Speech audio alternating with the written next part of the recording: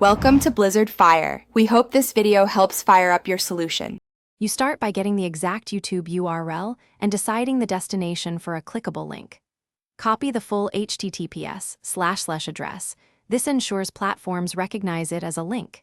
Next, open the place you'll paste it, the video description, a pinned comment, or your site editor, and prepare any surrounding text so the link is obvious.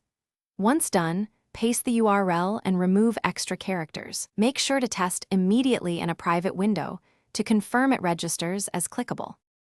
Now embed and format for the medium. On a website, use the official iframe or an anchor tag so browsers display it as clickable.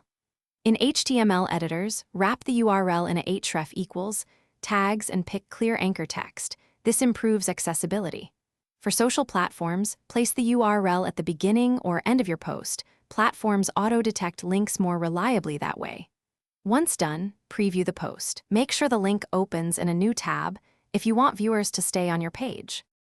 Finish by thoroughly testing the clickable link on multiple devices and browsers. Click it as a viewer, confirm where it opens, and check any tracking parameters remain intact. If the link fails, first recopy the original YouTube URL and avoid third-party shorteners that sometimes break auto-linking. Also verify embedding settings in the YouTube video and site permissions. If it still won't work, inspect console errors or platform help for blocked embeds, CORS issues, or JavaScript conflicts.